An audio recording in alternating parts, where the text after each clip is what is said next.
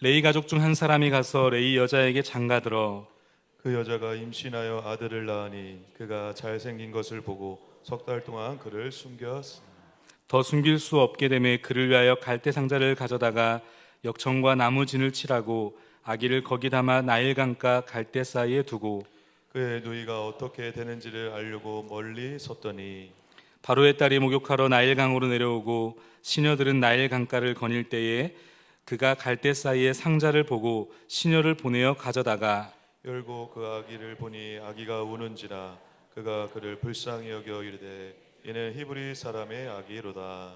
그의 누이가 바로의 딸에게 이르되 내가 가서 당신을 위하여 히브리 여인 중에서 유모를 불러다가 이 아기에게 젖을 먹이게 하리이까. 바로의 딸이 그에게 이르되 가라 하매 그 소녀가 가서 그 아기의 어머니를 불러오니 바로의 딸이 그에게 이르되 이 아기를 데려다가 나를 위하여 젖을 먹이라. 내가 그 삭슬 주리라.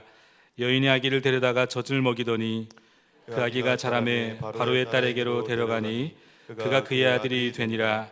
그가 그의 이름을 모세라 하여 이르되 이는 내가 그를 물에서 건져내었음이라 하였더라.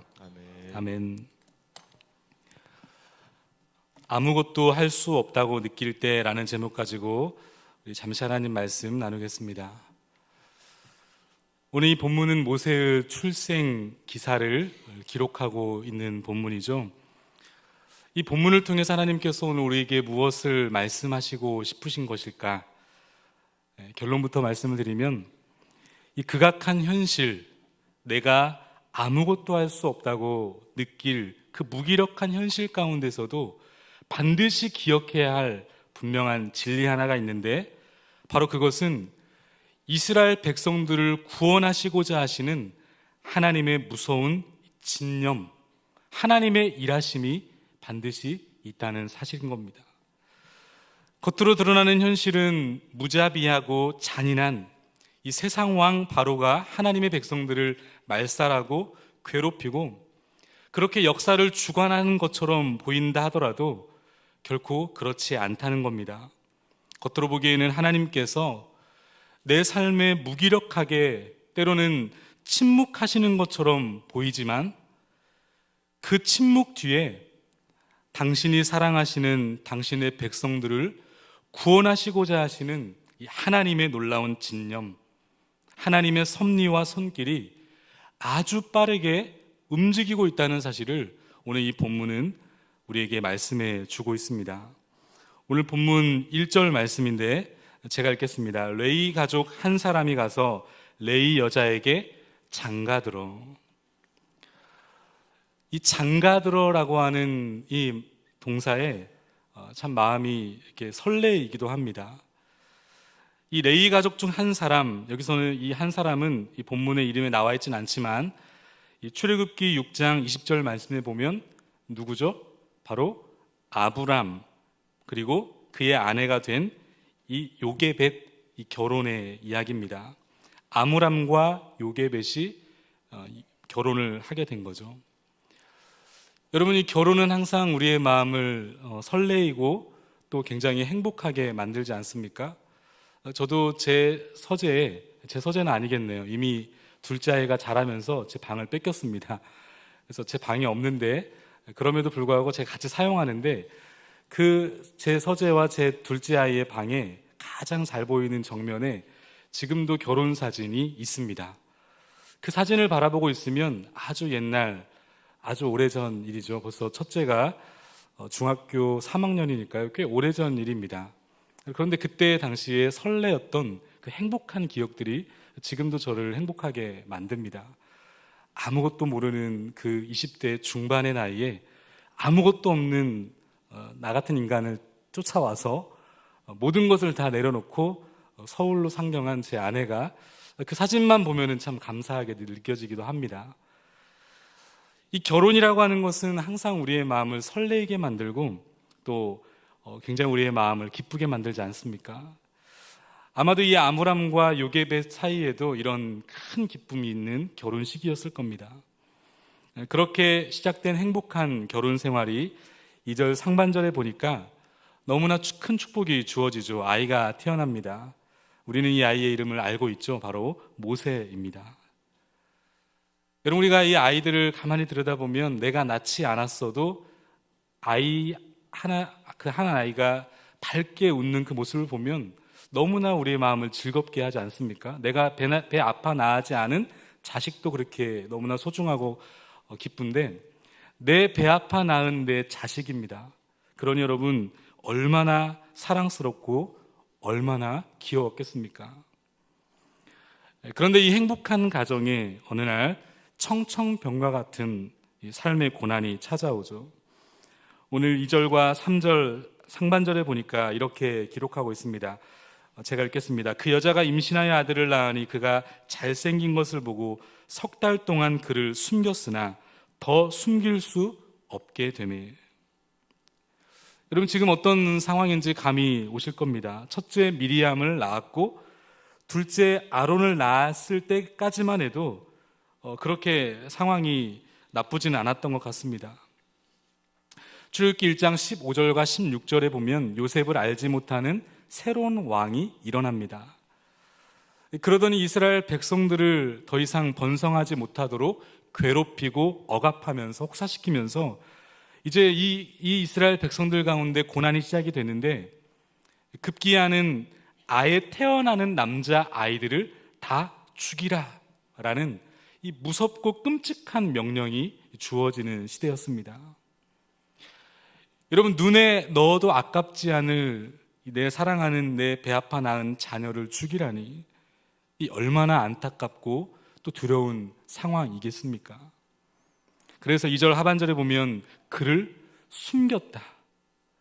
그런데 너무나 가슴이 아픈 것은 3절 상반절에 보면 더 이상 숨길 수 없게 되었다.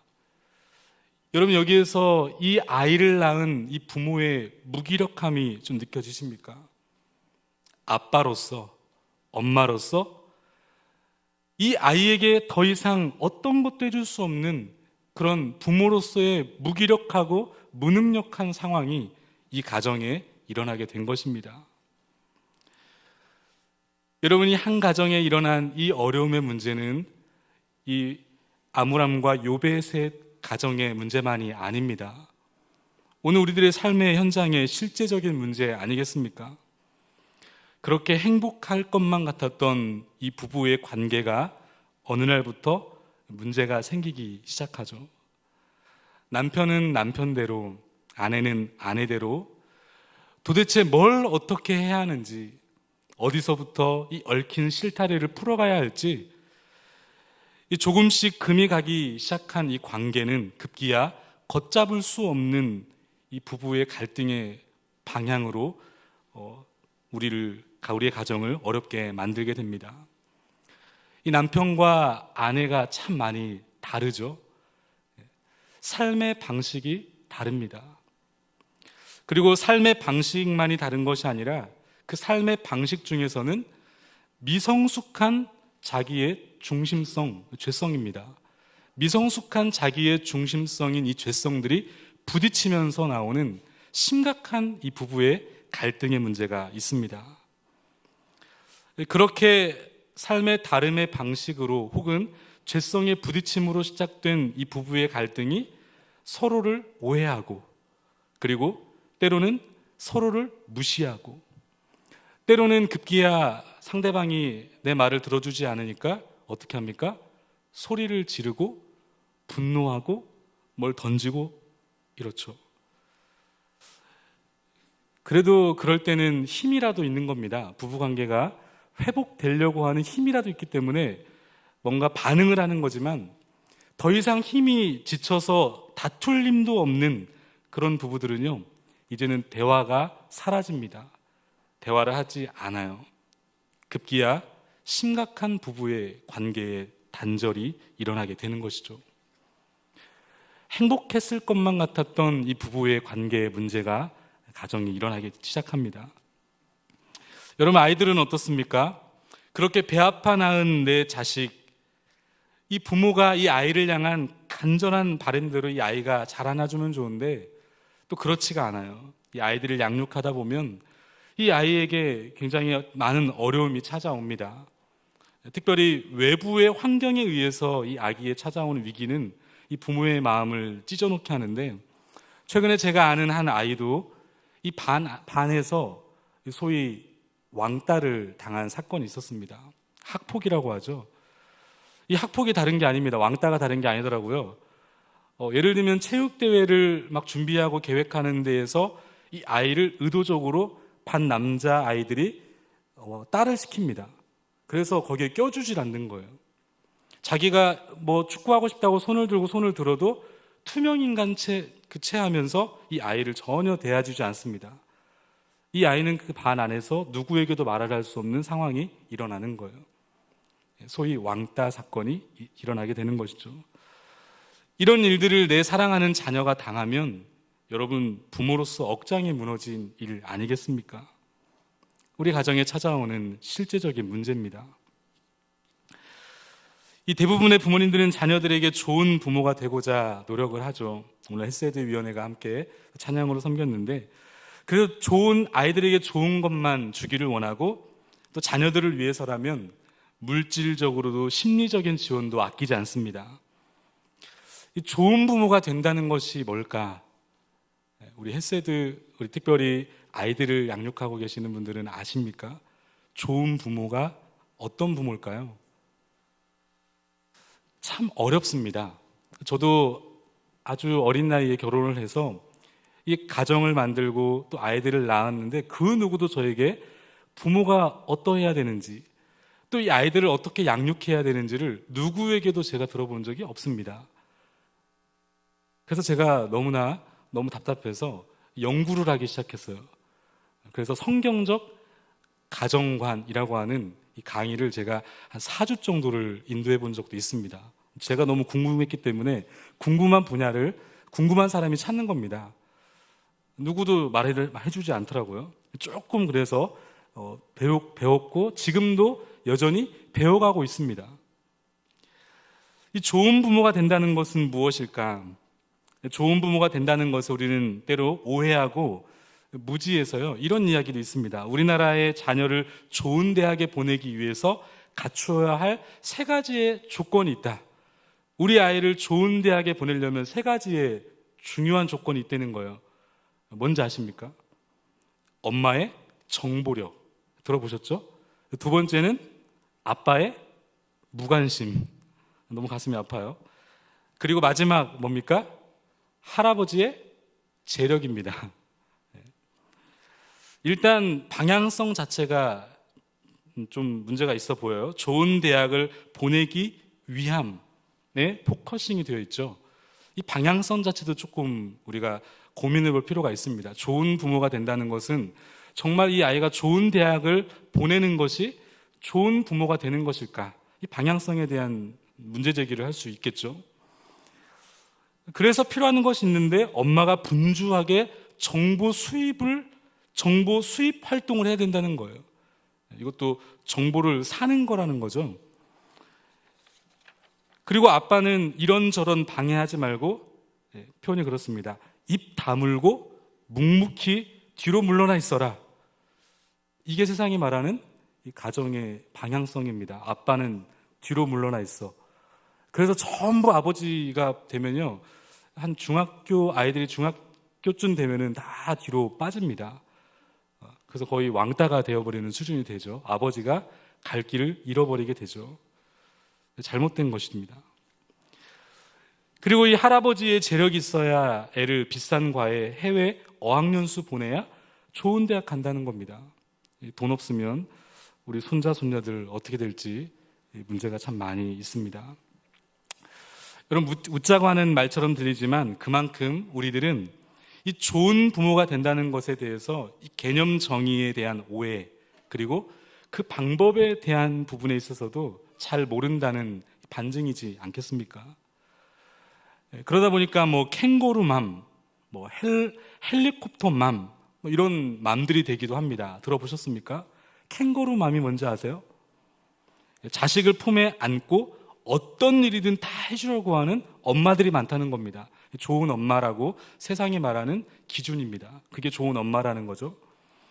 또는 헬리콥터맘, 헬리콥터처럼 자녀의 머리 위를 맴돌면서 자녀의 양육과 교육에 극성스러울 정도로 관심을 쏟는 어머니들을 가리켜서 이 헬리콥터맘이라고 부른다는 겁니다. 여러분, 사실 자녀들을 사랑하고 잘 되기를 바라는 마음으로 노력하고자 하는 모습이지만 정말 이러한 모습들이 진짜 좋은 부모가 되는 것인가? 이 부모들은 아이들에게 가능한 한 완벽한 부모가 되기를 원하지만 여러분, 그러나 아이들은 완벽한 부모보다 충분히 좋은 부모를 원한다는 사실을 여러분 기억할 수 있기를 바랍니다.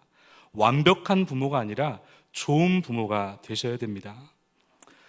그런 의미에서 이 부부로서, 부모로서, 때로는 조부모로서 이 철없이 부모가 되어버린 이 아이들과 손주들을 어떻게 도와줘야 될지, 정말 충분히 좋은 부모가 되는 것에 대한 이 막막한 현실 앞에, 또 무기력한 현실 앞에 우리는 때로는 이 가정의 위기를 맞게 된다는 겁니다.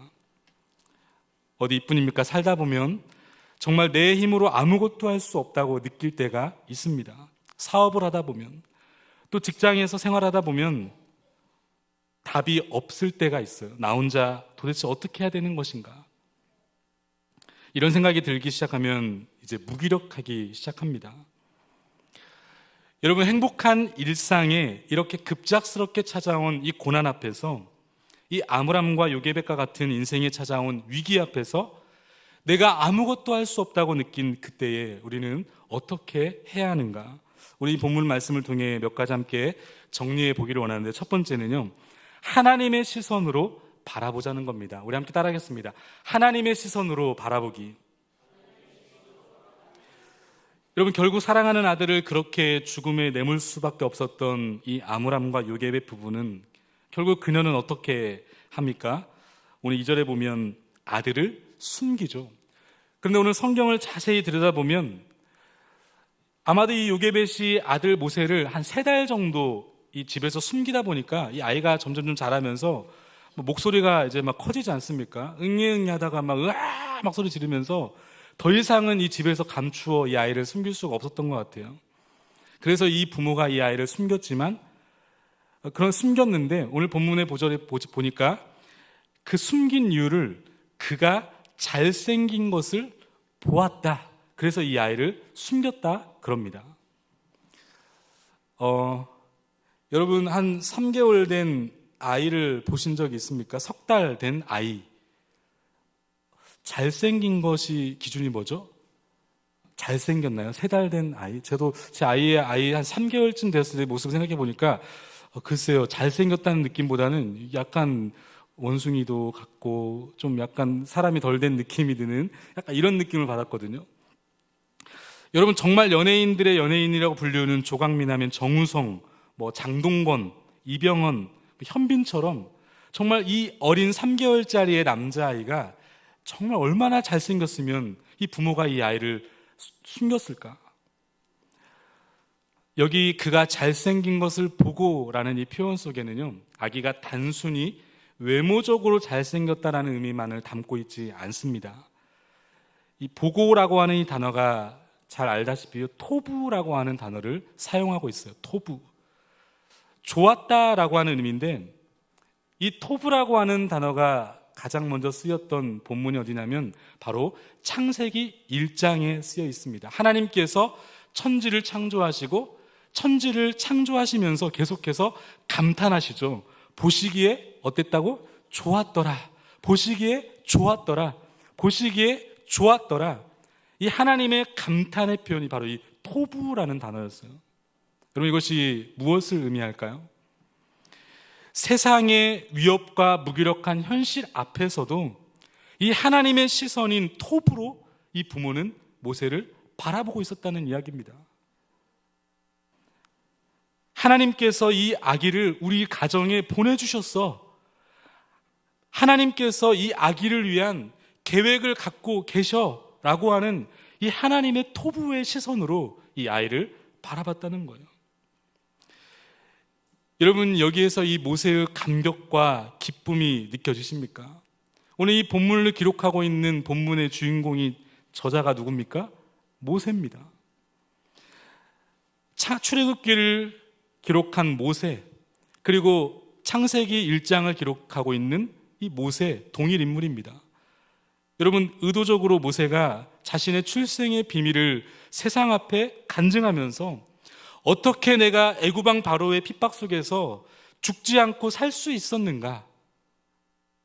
어쩌다 태어난 내가 세상에 그저 그렇게 세월이 흐른 대로 어쩌다가 태어나서 그저 그런 대로 세상을 살아가는 인생이 아니라는 겁니다. 나는 토부의 인생이라는 거예요.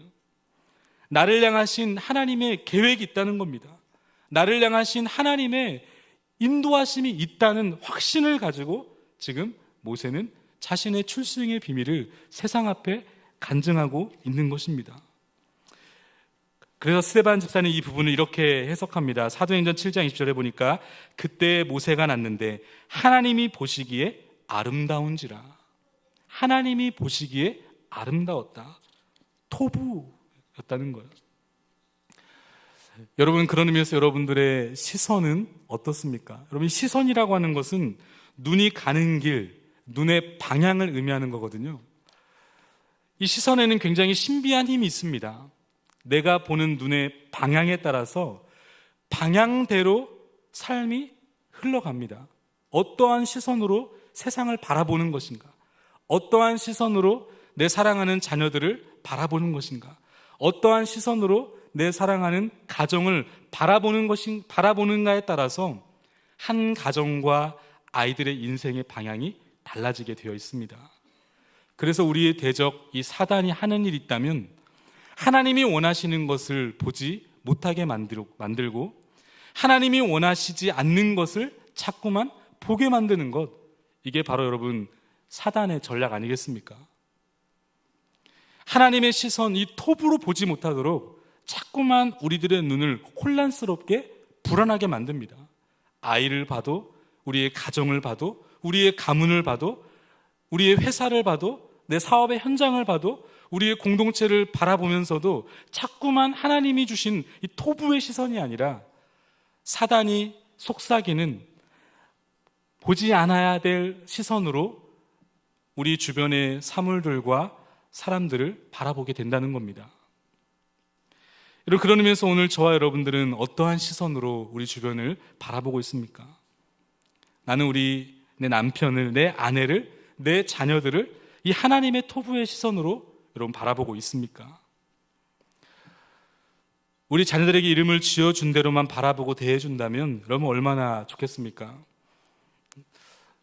저와 여러분들의 이름 속에는 그 이름을 지어주신 우리 부모님의 간절한 바람, 하나님이 우리 가운데 주신 그 간절한 소원이 그 이름에 담겨 있는 것 아니겠습니까? 제 이름은 김주성입니다. 주인주의 이룰성, 주님이 이루신다. 저희 아버지가 장로님이신데 목사님 시골에 계셨을 때 목사님에게 그 이름을 원래 목사님 아들에게 주실 그 이름이었는데 제 아버지가 뺏어왔다고 하더라고요. 너무 이름이 좋아서. 그래서 주인주의 이룰성자를 써서 김주성으로 지었습니다. 주님이 이루시겠다라는 그 바람과 간절한 기도의 제목이 제 이름에 담겨 있습니다. 그 이름대로 우리가 삶을 살아내야 되는데 또 그 이름대로 우리 사랑하는 자녀들을 바라봐주고 우리 사랑하는 공동체를 바라봐야 되는데 여러분, 이게 참 여간 쉽지가 않습니다. 우리는 어려서부터 이 부정적인 언어들을 듣고 그것에 영향을 받고 살고 있어요. 이 현대심리학적 용어 중에 하나가 이 패밀리 테이프라고 하는 용어가 있습니다. 소위 패밀리 테이프의 저주라고 하는 것으로 많이 알려져 있는데 어릴 적 성장기의 가정에서 반복적으로 우리도 모르는 사이에 내 가까이에 있는 가족들에게, 내 가까이에 있는 어떤 선생님들에게 이 점점점 성장할수록 부정적인 언어들의 영향을 받는다는 겁니다. 그래서 그것이 인생의 저주가 되어서 평생에 그 부정적인 언어의 저주에 의해서 삶을 살아가더라는 겁니다. 그러고 보니까 좀 이게 이해가 돼요. 어렸을 때 한 7살 학교 들어가기 전에는 우리 엄마 아빠가 아이들에게 좋은 말만 해주잖아요. 와, 너 정말 천재 같아. 너 보니까 정말 나와 다르다. 너 정말 뭐가 될 거니? 막 엄청 좋은 이야기를 많이 하는데 학교를 가는 순간 이 아이가 이제 점점 기가 죽어요. 학교에서 시험을 치고 아이들과의 관계를 맺다 보면 점점점 이 부정적인 세상의 메시지들로 의해서 이 소위 패밀리 테이프의 저주에 빠지게 되는 것 같아요.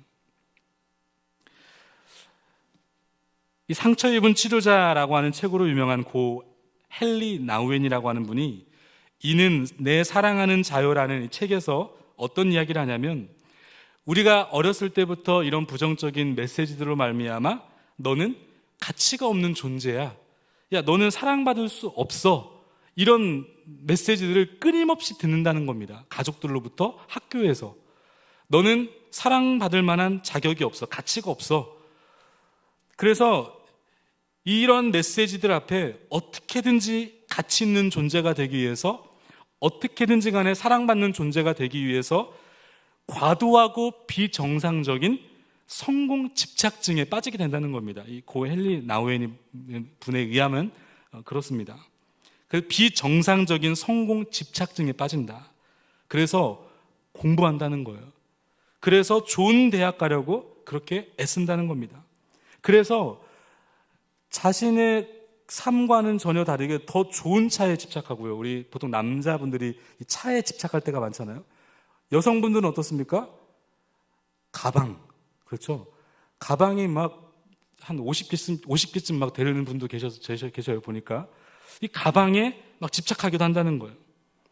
더 좋은 동네에 이사 가기도 하고, 더 하면서 끊임없이 이 성공하기, 인정받기 위해서, 사랑받기 위해서 그렇게 비정상적인 성공 집착증에 빠지게 된다는 겁니다. 이 거짓된 세상의 메시지죠. 여러분, 오늘 저와 여러분들은 어떻습니까? 오늘 사랑하는 우리 자녀들은 그런 의미에서 이 패밀리 테이프의 저주로부터 자유할 수 있을까요? 여러분, 오늘 저와 여러분들이 사용하고 있는 언어들은 어떻습니까? 우리가 오늘도 많은 사람들에게 말을 하고 살았잖아요. 루안 브리젠딘이라고 하는 신경정신분석학자가 여성은 하루에 한 2만 단어를 사용한다고 그래요. 반면에 남성은 조금 침묵을 하나 봐요. 한 7천 단어 정도. 그러니까 여성들이 조금 더 말을 많이 하시는 것 같아요. 평균적으로 13,500단어를 사용해서 우리가 하루의 삶을 살아가면서 사람들과 관계를 맺고 여러 이야기들을 하면서 지내고 있는데, 여러분, 그런 언어들을 사용하면서 한번 우리 자신을 한번 오늘 되돌아보면 좋을 것 같아요. 나는 오늘 하루를 살면서 하나님의 이 토부의 언어로 사용했는가? 여러분, 오늘 우리 가운데 정말 중요한 한 가지 진리가 있다면 바로 하나님의 토부의 언어인 줄 믿습니다. 그래서 여러분들이 가는 곳마다 살리는 언어를 하셔야 돼요. 가는 곳마다 사람을 살리는 언어를 해야 되지, 내가 가는 곳마다 이상하게 공동체가 다 부정적으로 변해버리고, 내가 가는 곳곳마다 공동체가 깨지고 막 서로 미워하고 다투고 막 다 죽는다. 틀림없습니다. 그 공동체에는요, 그 그룹에는요, 뭐가 있냐면 부정적인 언어들이 막 떠돌고 있는 거예요. 부정적인 언어가 많아지면 많아질수록 사람은 죽게 되어 있습니다. 여러분, 하나님이 우리 가운데 주신 그 마음은 토부의 언어예요. 살리는 언어. 보시기에 좋았더라. 보시기에 좋았더라. 우리 사랑하는 자녀들을 보면서도, 우리 사랑하는 우리의 가정을 바라보면서도, 우리 사랑하는 우리 공동체를 바라보면서도, 사랑하는 이 나라와 이 민족을 바라보면서도 하나님 앞에 기도하시면서 이 토부의 관점으로 하나님 앞에 간구하며 기도할 수 있는 저와 여러분 될 수 있기를 주님의 이름으로 축복합니다. 오래전의 일이긴 하지만 어느 한 중학생이 극단적인 선택을 하려고 하는 한 여성을 살린 사연이 기사에 실린 적이 있습니다. 그러고 보면 사람을 살리는 것은 사람의 어떤 나이와 상관이 없는 것 같아요. 잘 배우고 못 배우고, 뭐 심리학을 전공해서 상담을 잘하면 사람을 살리고 뭐 그런 게 아닌 것 같아요. 그냥 무명의 한 중학생 아이가 극단적인 선택을 하려고 하는 그 여성을 현장에서 살린 기사였어요. 5m 지하의 난간 위에 올라가 그 여성을 목격한 이 중학생이 조심스럽게 다가가 그 여성을 향해 이 한마디 말 한마디가 그 여성의 마음의 문을 열었다는 겁니다. 여러분, 어떤 말이었을까요? 자살을 하려고 하는 그 중년의 여성을 향해 어린 그 중학생이 던진 그 말 한마디, 괜찮으세요? 라는 말이었대요. 괜찮으세요? 여러분, 이 괜찮으세요라고 하는 말 한마디가 사람을 살렸다는 겁니다. 여러분, 우리의 사랑하는 우리의 가정을 살리는 중요한 비결의 언어가 있다면 괜찮으세요라고 이 말인 줄 믿습니다. 괜찮아? 저도 참 잘 못하는 언어 중에 하나예요. 일단은 들으면 우리 형제들은 분석을 하기 시작하잖아요. 그 문제가 왜 일어났는지, 그 문제를 어떻게 해결해야 되는지, 일단은 절차와 방법과 이런 것들 강구하는데, 그런데 그거보다 더 중요한 것은 괜찮아, 그 마음을 읽어주는 거라는 겁니다. 괜찮아? 괜찮아. 괜찮아. 이렇게 수많은 패밀리 테이프의 저주 아래 살아가고 있는 오늘 우리가 특별히 귀한 다음 세대인 아이들을 바라볼 때 이 토부의 하나님의 시선으로 바라보고 하나님의 시선으로 살리는 언어, 그 언어를 사용할 수 있기를 주님의 이름으로 축복합니다. 그런가 하면 두 번째, 아무것도 할 수 없다고 느낄 때 두 번째 해야 할 중요한 믿음의 원리가 있습니다. 하나님을 경외하는 것입니다. 우리 따라하겠습니다. 하나님 경외하기. 오늘 본문 2절에 보니까 이렇게 기록하죠. 그 여자가 임신하여 아들을 낳으니 그가 잘생긴 것을 보고 석 달 동안 그를 숨겼다. 석 달 동안 그를 숨겼다. 물론 더 이상 숨길 수 없는 지경에까지 이르렀지만 그럼에도 불구하고 여러분, 이 석 달간을 이 아이를 숨긴 채 숨죽이며 이 아이를 양육하고 있을 이 부모의 마음이 어떻겠습니까? 여러분, 이 숨기고 이 아이들을 보호하고자 하는 이 부모의 마음, 우리 이해가 됩니다. 그런데 세상의 왕의 이 불의한 명령을 결코 두려워하지 않는 이 모습, 어떻게 아므람과 이 요게벳은 세상 왕 앞에서 두려워하지 않을 수 있을까? 오늘 우리에게 적용해 보면 이 땅을 살아가다 보면 하나님이 우리 가운데 던져주시고 계시는 진리의 메시지가 있지만 그 메시지가 세상을 살다 보면 세상이 주는 메시지와 같이 충돌이 일어날 때가 있습니다. 그 세상의 가치관과 메시지 앞에 우리는 동화되지 않고 어떻게 구별되어 굳건하게 하나님의 토부의 시선으로 우리의 삶을 바라볼 수 있을까? 이게 참 쉽지가 않습니다. 이론적으로는 알고 또 예배, 이 현장에서 예배를 드릴 때는 그렇게 해야지라고 결단도 하지만 이 문을 나가는 그 순간, 세상 앞에 서는 그 순간 이 하나님의 이 메시지 앞에, 세상의 메시지 앞에 우리는 혼란스러워지기 시작합니다. 그래서 뭐 다 그렇게 사는 거지, 그냥 다 그렇게 살고 있는데 뭐, 그러면서 우리는 많은 경우 타협하고 또 그것에 점점점 동화되어 갈 때가 있습니다. 어떻게 토부의 시선을 우리는 갖고 살아갈 수 있을까? 여러분, 하나님을 경외하는 것으로부터 시작된다는 사실을 여러분 기억할 수 있기를 바랍니다. 세상보다 하나님을 더 의식하고 세상보다 하나님을 더 두려워할 때 우리는 세상의 어떠한 메시지 앞에서도 흔들릴 수 없습니다. 출애굽기 1장에 보면 앞선 히브리의 산파가 그렇습니다. 이 출애굽기 1장 15절로 17절에 보니까 이런 기록이 있습니다. 우리 같이 한번 읽어보겠습니다. 같이 시작. 애굽 왕이 히브리 산파 시프라라 하는 사람과 부하라는 사람에게 말하여 이르되 너희는 히브리 여인을 위하여 해산을 도울 때에 그 자리를 살펴서 아들이거든 그를 죽이고 딸이거든 살려두라. 그러나 산파들이 하나님을 두려워하여 애굽 왕의 명령을 어기고 남자 아기들을 살린지라. 아멘. 여러분, 히브리 산파들이 누구를 두려워했다고 기록하고 있습니까? 하나님을 두려워했다. 하나님을 두려워하니까 세상이 두렵지가 않은 겁니다. 왜냐하면 하나님과 세상과 부딪혔을 때 누가 센 겁니까? 천지를 창조하신 하나님이 세니까 세상 왕 앞에서도 기죽지 않는 거예요. 세상의 메시지 앞에서도 기죽지 않는 겁니다. 여러분, 하나님을 두려워하는 것, 이것은 곧 경외를 말하는 겁니다. 하나님을 경외했다는 거예요. 하나님을 두려워했다는 말이죠. 그런데 여러분, 하나님을 두려워한다는 것이 뭐죠? 뭘 두려워하는 겁니까? 우리가 하나님을 경외한다고 했을 때, 우리가 하나님을 두려워한다고 했을 때, 여러분, 이 두려움은 무엇을 두려워하는 거죠? 보통 우리가 두려워한다고 했을 때 이렇게 생각합니다. 내가 이것 저지르면 하나님이 내게 벌을 주고 징계하고 책망할까 봐, 그것이 두려워서 하나님을 두려워합니다. 그런데 여러분, 그렇게 그것을 두려워하면 죄는 좀 덜 지을 수 있는데 문제가 하나가 생깁니다. 죄는 조금 덜 지을 수 있는데 문제는 뭐냐면 자꾸만 하나님과 가까워지지 않아요. 이상하죠? 하나님을 두려워한다고 하는데 하나님과 멀어져요. 여러분, 이게 정말 경외인가요?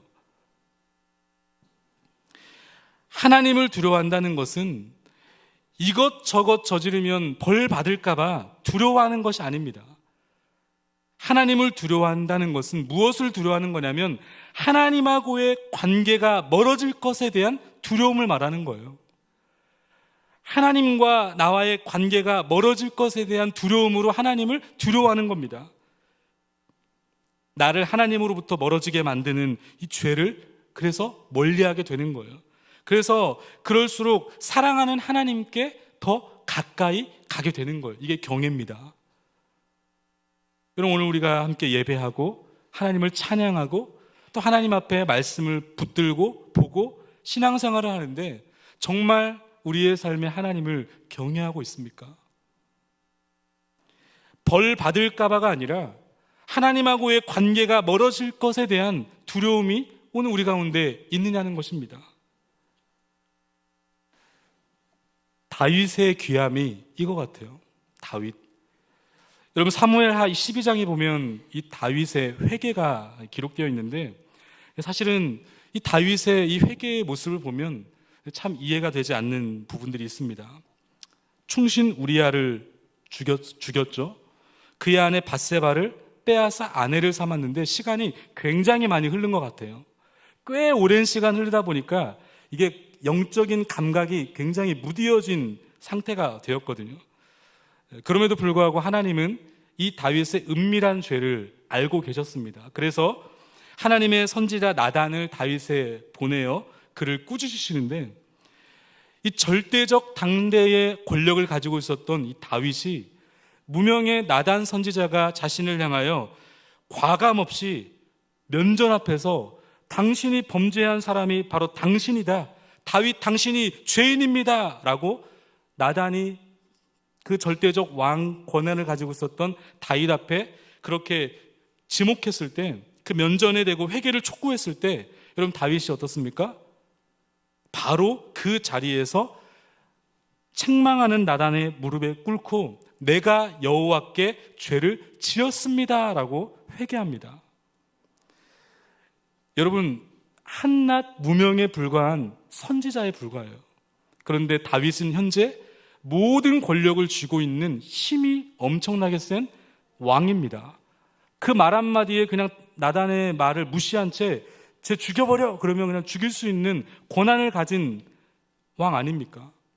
그런데 이 다윗이 그 무명의 나단 선지자의 책망 앞에 하나님의 말씀으로 받고 그 앞에서 무릎 꿇고 내가 죄를 지었습니다라고 겸손하게 그 부끄러움의 모든 것을 다 내려놓은 채 회개하고 할 수 있었던 이유가 무엇일까? 다윗은 하나님을 경외하는 사람이었기 때문에 그렇습니다. 하나님과 멀어질 것에 대한 두려움 때문에 그는 즉각적으로 회개하며 자복했던 거예요. 그래서 여러분, 다윗 시편이 53편 10절부터 12절에 보면 다윗이 그의 회개하면서 이런 고백을 하죠. 하나님이여 내 속에 정한 마음을 창조하시고 내 안에 정직한 영을 새롭게 하소서. 그 다음에 나를 주 앞에서 쫓아내지 마시며, 하나님하고의 관계가 멀어지기를 원치 않습니다. 하나님을 두려워하는 것입니다. 다윗의 예배와 다윗의 삶에는 하나님의 경외가 있었어요. 내가 아무것도 할 수 없다고 느낄 때 우리는 위축되게 됩니다. 그리고 세상 앞에 두려워 떨게 되죠. 그러나 하나님을 경외하는 자들은, 하나님과 멀어질 것에 대한 두려움을 가진 자들은 바로 세상의 눈치를 보지 않고 하나님 앞에서 당당하게 세상에 굴복하지 않고 무릎 꿇지 않을 수 있다는 사실, 오늘 저와 여러분들이 그런 하나님의 사람 될 수 있기를 주님의 이름으로 축복합니다. 그런가 마지막 세 번째입니다. 아무것도 할 수 없다고 느낄 때 믿음의 원리가 있습니다. 하나님께 맡기셔야 됩니다. 따라하겠습니다. 하나님께 맡기기. 우리 3절 말씀을 같이 한번 읽어보겠습니다. 3절 시작. 더 숨길 수 없게 되매 그를 위하여 갈대 상자를 가져다가 역청과 나무 진을 칠하고 아기를 거기에 담아 나일 강가 갈대 사이에 두고. 더 이상 숨길 수 없게 되자 이 요게벳은 이제 어떻게 합니까? 갈대 상자를 만들어서 역청과 나무진을 칠해서 나일 강가에 띄웁니다. 근데 여러분, 참으로 흥미로운 한 가지 사실은 이 갈대 상자라고 하는 이 원어가 잘 아시다시피 테바라고 하는 단어를 사용하는데, 창세기, 출애굽기, 레위기, 민수기, 신명기를 기록한 모세, 그러니까 창세기 6장 14절에 보면 이 노아의 홍수 때 노아가 만들었던 이 방주, 그 방주가 바로 테바라는 단어를 사용합니다. 동일한 저자인 모세가 창세기 6장에서 이 테바라는 단어를 사용하고, 그리고 자신의 출생의 비밀을 세상에 간증하면서 이 테바라는 단어를 가지고 와서 지금 표현을 하고 있습니다. 기록을 하고 있습니다. 여러분, 이것이 무엇을 의미할까요? 이 노아가 만든 이 어마어마한 이 방주와 자신이 담겨 있었던 이 갈대 상자, 이 방주와 갈대 상자에게는 중요한 공통점 하나가 있습니다. 그게 바로 뭐냐면 둘 다 방향을 조정할 수 있는 키가 없습니다. 방주도 그냥 붕붕 떠 있는 그냥 상자에 불과해요. 나일 강가에 띄워놓았던 모세가 눕혀 있었던 갈대 상자 역시도 방향을 조절할 수 있는 방향 키가 없습니다. 그래서 창세기 7장 18절에 보면 방주를 이렇게 기록합니다. 물이 더 많아져 땅에 넘침에 방주가 물 위에 어떻게 했다고요? 떠 다녔으며. 상상해 보십시오. 지금 노아는 자신의 지식과 능력을 총동원해서 배를 왼편으로 움직이고 있고 오른편으로 움직이고 있으면서, 야, 우리가 이쪽으로 가야 살아갈 수 있어, 살 수 있어, 막 이렇게 외치면서 몸부림치고 있었을까요? 그렇지 않습니다. 노아는 아무것도 할 수 없는 무기력한 상황이었어요. 그런데 여러분, 이것이 무엇을 말씀하고 있는 겁니까? 겉으로 보기에는 무기력하기 짝이 없는 노아의 배 안에 있는 사람들의 모습, 믿음의 눈을 들어 그러나 이 노아의 모습을 바라보면 아무것도 할 수 없는 무기력한 자신의 모습을 그저 전적으로 하나님께 내어 맡기는 믿음의 모습 아니었을까요? 갈대 상자를 띄우는 요게벳이 가지고 있었던 믿음도 마찬가지입니다. 더 이상 이 아이를 내가 양육할 수 없는 이 가정의 위기 앞에서 자신이 할 수 있는 것이 아무것도 없을 때 그가 할 수 있었던 유일한 것이 있다면 절박한 마음으로, 간절한 마음으로 갈대 상자에 그 아이를 띄워 하나님께 맡기는 믿음이었습니다. 이것 말고는 내가 할 수 있는 일이 아무것도 없습니다. 여러분, 우리의 진정한 갈대의 상자, 유일한 갈대 상자가 누구십니까? 바로 예수 그리스도. 예수 그리스도밖에 제가 의지할 분이 없습니다. 예수님밖에 저를 도와주실 분이 아무도 없습니다. 주님, 저 좀 도와주십시오. 이런 갈급함과 간절한 마음으로 주 앞에 매달렸던 이 모습이 바로 이 요게벳의 신앙의 모습이었습니다. 이 요게벳의 마음을 잘 표현한 찬양이 있습니다. 앞에 가사에 보면 이런 가사가 있습니다. 작은 갈대 상자 물이 새지 않도록 역청과 나무진을 칠하네. 어떤 마음이었을까? 그녀의 두 눈엔 눈물이 흘고 흘러 동그란 눈으로 엄마를 보고 있는 아이의 입을 맞추고 상자를 덮고 강가에 띄우며 간절히 기도했겠지. 정처 없이 강물에 흔들흔들 흘러내려가는 그 상자를 보며 눈을 감아도 보이는 아이와 눈을 맞추며 주저앉아 눈물을 흘렸겠지.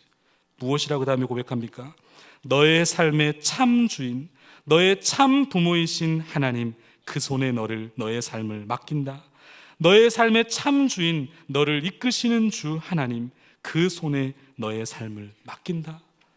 여러분, 이것이 무기력하고 절망적이었던 요게벳 이 어머니의 신앙의 고백이었습니다. 하나님 앞에 그의 삶을 맡기며 삶의 주인이신 하나님 앞에 온전하게 내어드리는 삶.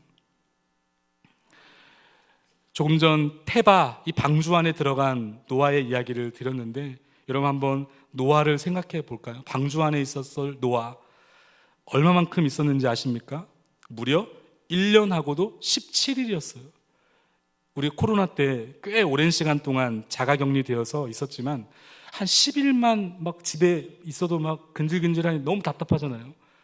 그 조그만한 방에 머물러 있는 답답한 그 모습. 근데 여러분, 노아는 1년하고도 17일이에요. 382일. 여러분, 그 노아가 들어간 그 방주 안에서 어떤 일이 있었을까? 한번 상상해 보세요. 그 많은 짐승들과 새들의 울부짖는 그 울음소리가 조용할 날이 없었을 거예요. 또 이 짐승들이 얼마나 많이 먹는지 이 배설물이 막 엄청 진동했을 겁니다. 밤낮 이 악취가 진동했을 그 공간에서 매 끼니마다 이 짐승들과 새들을 먹여야 했을 이 노동 중에 중노동을 겪고 있었을 이 노아, 밀폐된 공간에서 온갖 울음소리의 소음에 배설물에 역겨운 악취와 열악한 상황 속에서 1년 17일을 매일마다 중노동의 시간을 보내고 있을 노아. 근데 여러분, 노아가 어떻게 이 최악의 상황에서, 환경에서 1년 17일이라고 하는 긴 기간을 견디고 극복할 수 있었을까? 성경에 보니까 굉장히 중요한 힌트 하나를 우리가 주더라고요. 창세기 6장 16절에 보면 이런 기록이 있습니다. 거기에 창을 내되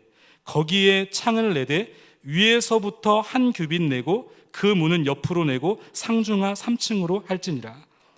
무슨 말이냐면 노아의 방주에 옆으로 난 창문은 없었던 것 같아요. 그런데 옆으로 낸 창문은 없지만, 왜냐하면 그 옆으로 낸 모든 문들은 하나님이 닫으셨습니다. 그러니까 안에서는 열 수가 없는 문이에요. 밖에서 닫았기 때문에 절대로 하나님이 여시지 않으면 나올 수가 없는 환경이죠. 그런데 하나님께서 이 노아에게 허락하신 문 하나가 있었다는 겁니다. 거기에 창을 내되, 바로 노아가 가지고 있었던 이 방주에 이 천장입니다. 바로 위에 창문 하나가 있었다는 거예요. 여러분, 노아가 1년 17개월을 그 노아의 방주 안에 살면서 뭐 했을까요? 힘들고 어려울 때마다 그 조그맣게 난 그 창문을 보면서, 하늘을 바라보면서 천정의 창문을 통해서 하나님께 고정되지 않았을까요? 끊임없이 유일하게 내어져 있는 하늘을 올려다보면서 그는 하나님 앞에 기도했을 겁니다. 이 밀폐된 공간과 밤낮 짐승들과 새 울음소리 속에서 역겨운 오물 냄새를 맡으면서, 그럼에도 불구하고 하나님이 내 삶을 인도하고 계시는구나, 하나님은 내 삶을 지금 인도하고 가시는구나, 하나님 앞에 내어 맡기는 그의 시선은 온통 하나님께 집중되어 있었을 겁니다. 여러분, 기도의 자리가 바로 그런 곳인 줄 믿습니다. 오늘 우리는 이 금요기도에 함께 나와 우리 기도하게 될 것인데, 여러분, 이 기도는 우리의 눈이 감기고 하나님의 눈이 떠지는 시간입니다. 기도의 자리는 냉혹하고 공포스러운 현실을 바라보면서 우리의 눈이 닫히는 시간이에요. 그리고 기도를 통해서 우리의 눈을 열어 천지를 창조하시고 역사를 주관하시는 우리의 가정과 우리의 가문을 끌고 가시는, 내 사업장과 내 직장을 끌고 가시는 하나님을 바라보는 시간이 바로 기도의 자리입니다. 기도는 겉으로는 눈을 감지만, 그러나 실질적으로는 눈을 뜨는 시간이에요. 이런 요게벳의 깊은 마음을 아시는 하나님께서 우리가 잘 알다시피 극악한 현실 속에서도 일하고 계셨습니다. 이후에 어떻게 됩니까? 바로의 딸을 준비시키신 하나님, 그리고 그 딸이 그 시간에 나일 강가에 와 목욕을 하게 되고, 그 못에가 든 상자를 발견하는데 아버지가 경계하는 히브리 민족의 아이였음에도 불구하고 그 아이를 바라보면서 긍휼의 마음을 가져, 오늘 6절에 보니까 열고 그 아기를 보니 아기가 우는지라 그가 그를 불쌍히 여겨 이르되 그가 그를 불쌍히 여겨 이르되. 여러분, 이것이 누구의 마음이었을까요? 하나님께서 이 바로의 공주의 마음을 움직여 그 마음을 긍휼한 마음으로 바꾸신 것 아니겠습니까? 하나님께서는 하나님의 은혜와 섭리로 이 가정에 대답하신 것입니다. 말씀을 여러분 정리합니다. 아이들을 양육하다 보면 지금은 좀 덜하긴 하지만 조금 더 어렸을 때 이 아이들을 데리고 사람들이 많은 번잡스러운 롯데월드라든지 에버랜드라든지 이런 큰 번잡스러운 시장이나 이런 데를 가면 이 아이의 손을 꽉 붙들죠, 부모로서. 그리고는 이 아이에게 반드시 그 장소에 시작하기 전에 눈을 보고 이야기를 합니다. 혹시라도 아빠 엄마를 잃어버리면 너 어떻게 해야 되는지 알아? 이렇게 해야 돼? 라고 하면서 그 아이에게 방법을 알려줘요. 엄마 아빠를 잃었을 때 이렇게 하라고. 우리 부모님들은 어떻게 해야 될까요? 아이들을 그런 장소에 데리고 갔을 때 혹시라도 엄마 아빠를 잃어버리면 너 이렇게 해. 저는 이렇게 가르쳤습니다. 혹시라도 주변을 둘러봤는데 엄마가 없고 아빠가 없으면 절대로 거기서 움직이지 마, 이렇게 가르쳤어요. 그 자리에 있어.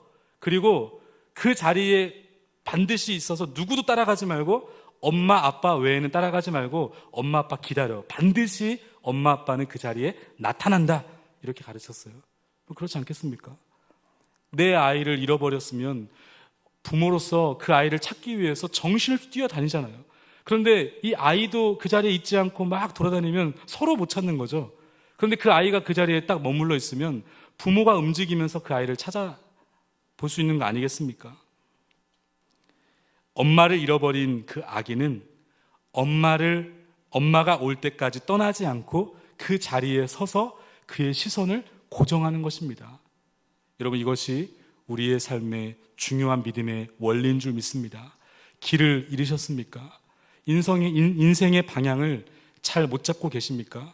그러면 여러분, 하나님 앞에 나와 그 자리에 머무르셔야 됩니다.